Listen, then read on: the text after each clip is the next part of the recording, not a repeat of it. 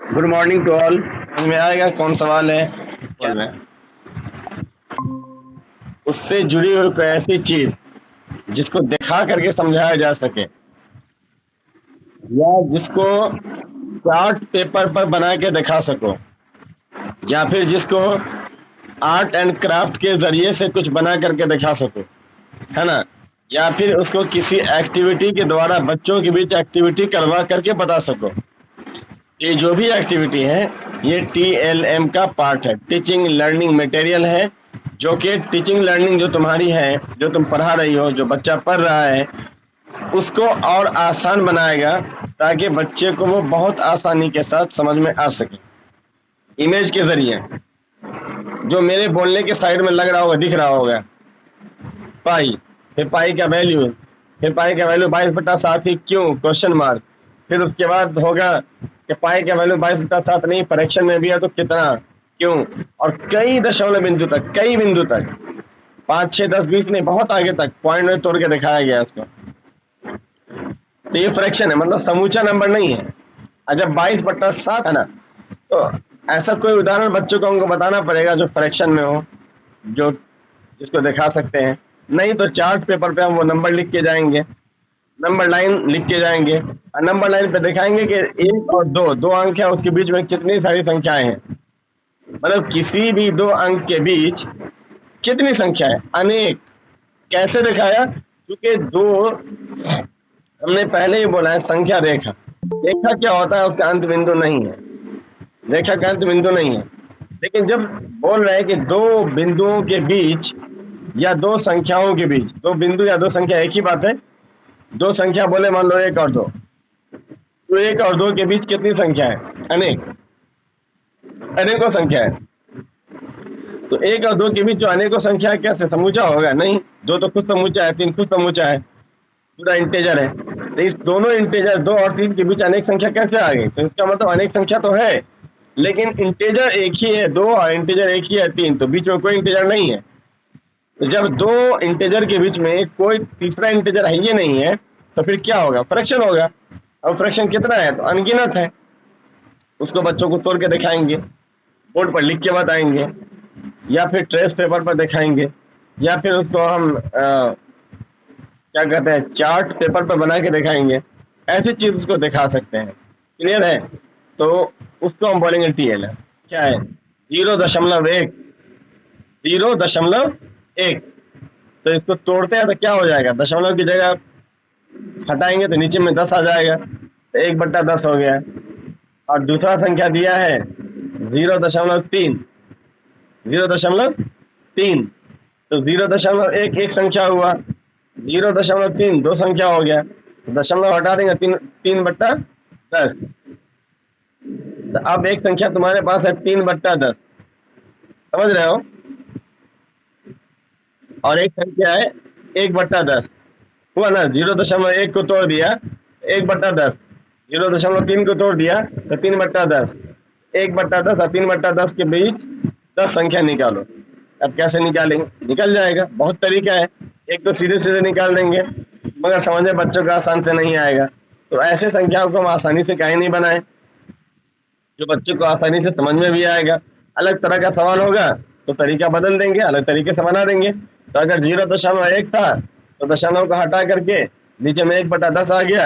अब 1/10 है तो ऊपर में भी 0 से, मतलब 10 से गुना कर दो, और नीचे भी 10 से गुना कर दो, तो 1 जो है 10 हो जाएगा ना, और नीचे जो 10 है वो 100 हो जाएगा। ये तुम्हारा नंबर बन जाएगा 10/100, होगा ना? और जो दूसरा संख्या था 3/10, उसको भी 10 से ऊपर और 10 से नीचे गुना कर दो, तो वो क्या हो जाएगा? 30/100। तो एक संख्या तुम्हारे पास आ गया 10/100, दूसरा आ गया 30/100। तो 10/100 और 30/100 क्या है? 0.1 है और 0.3 है। इसके बीच अगर 20 संख्या निकाल देंगे हम। 10/100 और 30/100 के बीच क्या नहीं निकलेगा?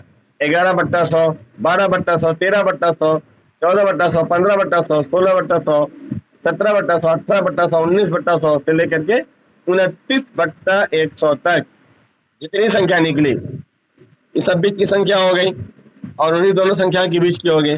तो हर बच्चा समझ जाएगा कितना आसानी से निकल रहा है। कुछ भी दिक्कत नहीं था, 10-10 से ऊपर नीचे गुना करना था दोनों नंबर के अंदर और दशमलव को हटा कर 1/10 में लाना था। तो मतलब 1/10 हो गया, फिर गुना 10-10 किया तो 10/100 हो गया। अगला भी 30/100 हो गया। दोनों के बीच में 10 के बाद और 30 के पहले 11, 12, 13, 14, 15, 16, 17, 18, 19, 20, 21, 22, 23, 24, 25, 26, 27, 28 और 29 निकला। सबके नीचे 100 डाल दो। ये सारी वही संख्या है जो बीच की संख्या है। तो अगर ऐसा संख्या है तो ऐसे निकाल देंगे, बच्चा समझ भी जाएगा आसानी से। आपके बोर्ड वर्क भी हो जाएगा, बोर्ड पर काम करने के लिए, एक क्लास वर्क के लिए। बने भाई अभी करके बताओ। अब 0.3 कर दो और 0.6 कर दो। अब 3 और 6 के साथ वही करेगा, मतलब 3/10 बनाएगा, 100/10 बनाएगा, 30/100 बनाएगा और 60/100 बना लेगा। बीच में निकालना 15 संख्या, आराम से निकाल दे। कोई 15 संख्या हो, 31 से लेकर के 59 तक उसके पास नंबर है, कोई निकाल देगा। तो ये TLM के द्वारा हम बच्चों को आसानी से समझा करके उससे फीडबैक भी ले लेंगे आसानी से, कोई दिक्कत नहीं। ठीक है। और उसके पास कोई गोटी घर में नहीं है तो वो 2 छक्का 5 को क्या करेगा, एक गोटी है उसको चलेगा तो वो जोड़ेगा। छक्का में मतलब 6, अगला छक्का फिर 6, 5 मतलब 5, 6, 6, 12, 12, 5, 17। तो 17 डब्बा आगे बढ़ाएगा वो, 17 पॉइंट अपनी गोटी को आगे बढ़ाएगा वो। तो यहाँ पर वो क्या क्या खेल रहा है, खेल। उस खेल में क्या कर रहा है वो, जोड़ने का कार्य कर रहा है।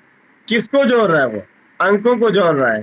कौन सा अंक है वो, जो उसके चांस में खेल के दौरान उसको छक्का छक्का 5 आया, उसको जोड़ के 6, 6, 12, 5, 17 जोड़ के गोटी को आगे बढ़ाना है। बराबर है ना। लेकिन यहीं पर दूसरा बच्चा होगा, उसका गोटी मान लो अटका हुआ है, घर में लाल होने के लिए पड़ा हुआ है, खेल रहा है वो, पढ़ तो नहीं रहा है वो, हम पढ़ाने की बात कर भी नहीं रहे अभी। तो वो बच्चा अगर मान के चलो उसकी गोटी लाल होने पर घर में घुसी हुई, अब उसको चांस चाहिए एक, उसी से लाल होगा। अब वो खेल रहा है, छक्का आ गया, फिर खेल रहा है, छक्का आ गया, फिर खेल। हेलो, तो आवाज जा रही है? हाँ, तो वही हम कह रहे थे कि इबारती प्रश्न के अंतर्गत वैसा सवाल पूछा जाता है जिसका कंसेप्ट हो। जैसे अभी हम खेल का उदाहरण दिया, क्या दिया, खेल का उदाहरण। हम बोले कि कोई बच्चा खेल रहा है, उसको 2 छक्का कुछ आया, 2 छक्का 5 आया मान लो मिसाल के तौर पर। तो वो उसको क्या कर रहा है कि वो उसके लिए वो उसको गिन रहा है, 2 छक्का में कितना हुआ, 6, 6 और फिर 5, उसको वो अपनी चांस के तौर पे आगे बढ़ा रहा है। इस तरीके से वो क्या कर रहा है, कहीं ना कहीं वो अपना खेल ही खेल रहा है, लेकिन खेलने के बीच में वो एक नियम का प्रयोग कर रहा है जिसको हम जोड़ का सिद्धांत बोलते हैं। हम लोग अपनी बोलचाल की भाषा में उसको जोड़ का नियम बोलेंगे। तो ये जोड़ का नियम है, उसका सहारा उसने लिया। अगर वहीं पर दूसरा उदाहरण लिए कि एक बच्चा जिसका एक वैल्यूज के लिए उसका रुका हुआ है पूरा, है ना, और कैसे रुका हुआ है उसका कि उसको जब तक एक नहीं होगा गोटी लाल नहीं होगी। अब एक तरफ वो 17 गिन करके जोड़ सकता है, दूसरी तरफ वो 1 से लाल नहीं कर सकता है। क्या मतलब है? तो मतलब उसके पीछे नियम। रूबी तुम बताओ, 17% का मतलब क्या है? क्या हुआ, 17/100। ये तो उसका वैल्यू निकाल दी, इसका मतलब क्या हुआ? अगर हम कहते हैं तुमको 17% मिल जाएगा, इसका मतलब कोई एक ऐसी अमाउंट जिसकी बात हो रही है, इसका 17% तुम्हारा है और बाकी मेरा होगा। अगर मान लो रिंकी कहती है कि एक प्रोग्राम हुआ कॉलेज में, सब लोगों ने उसमें हिस्सेदारी लिया, सबने खर्च किया, अब जो घट जा रहा है वो पूरा हम देंगे। तो अब सबसे पहले क्या करेंगे, जो घट जाएगा वो हम देंगे के लिए पहले जानना पड़ेगा जो घट जाएगा। तो घटेगा कितना, what should be the question, कितना घटेगा। तो उस कितना घटने को जानने के लिए हम जानेंगे पहले कितना खर्चा होगा, कितना खर्चा होगा, कितना खर्चा जानेंगे। अब मालूम हुआ खर्चा है 1500 रुपया, मान लिया 1500 खर्चा है। अब तुम्हारे पास है कितना पैसा, तो मान लेते 1300 रुपया है तुम्हारे पास स्टॉक में ऑलरेडी जो जमा हुआ है। तो अब कितना खर्च करेगी वो, तो कहेंगे भाई 1500 खर्चा चाहिए था, टोटल 1300 जमा है, तो 200 घट रहा है। इस 200 में कितना परसेंट देगी रिंकी, तो रिंकी का 50% हम दे देंगे, बाकी 50% शबनम दे देंगे। तो इसका मतलब बाकी जो 50% है वो तुमको निकालना बाकी है पहले। तो बाकी हुआ 1500 घटे 1300, सिद्धांत हो गया, बच गया 200 रुपया रिमेनिंग। उस 200 में 50-50 बांट लेना है, तो मतलब 100 रुपया रिंकी देगी, 100 रुपया शबनम दे देगी, ये ना होगा। समझ में आया ये चीज? इस तरह का जो सवाल होगा उसको हम बोलते हैं इबारती प्रश्न, जिसमें हम सिद्धांत को समझ सकें क्या बोला जा रहा है, उसको हम नियमितः सॉल्व कर सकें। इस तरह का माइंड में तुम्हारे मैसेज आ जाए पहले। जैसे 17% बोले तो तुम्हारे मन में एक इमेज बन गया 17/100, मतलब 17/100, मतलब ये कि किसी भी अमाउंट का 17%, 17वां भाग 100 का 17वां भाग है कि नहीं। तो इस तरह का सवाल इबारती प्रश्न होता है, ठीक है। जैसे बच्चे को हम जो जोड़ घटाओ गुना भाग देते हैं बचपन में, बच्चा जो बनाता है जोड़ घटाओ गुना भाग, ये सब क्या होता है, सब इबारती प्रश्न है। बच्चा सबसे पहले माइंड में इमेज सेट करता है गिनती के नंबर का, तब जाके उसको सॉल्व करता है। नहीं समझता है जोड़ घटाव ज्यादा लंबा है, तो उसके लिए वो साइड में लकीर फाड़ता है, उसको हासिल कैसे जोड़ना है, इस एक को वो कहाँ रखेगा। कई बार वो एक को अगले डिजिट के ऊपर जाके लिख देगा हासिल वाला है, फिर उसको एक सिस्टम में जोड़ता है। कई बार बच्चा डायरेक्ट कर लेता है, कई बार बच्चा उसको साइड में रफ में कर लेता है, बहुत साधन करके कई बार बच्चा उंगली पर गिनते गिनता है, वो जो उसको आसानी लगे, लेकिन कहीं ना कहीं माइंड में उसके होता है कि इस डिजिट का मतलब ये है और इसको इसमें जोड़ना है। तो ये सब इबारती प्रश्न का उदाहरण है, समझे ना। और कोई कंसेप्ट क्लियर है, किसी को कोई डाउट है, किसी को तो बताओ। आपको जो समस्या हो वो सवाल हमसे पूछ लीजिएगा, और सही है, स्टे एट होम, कहीं बाहर नहीं निकलना है, ठीक है। घर पे रहो, आराम से रहो, सारा वर्क आप लोग का हो ही रहा है। जो प्रॉब्लम्स है, जो डाउट सेशंस है, कल मेरे में पूछ सकते हैं, ठीक है। तब तक के लिए hope you will be good and have to be good. अच्छे होंगे, अच्छे रहिए, ठीक है।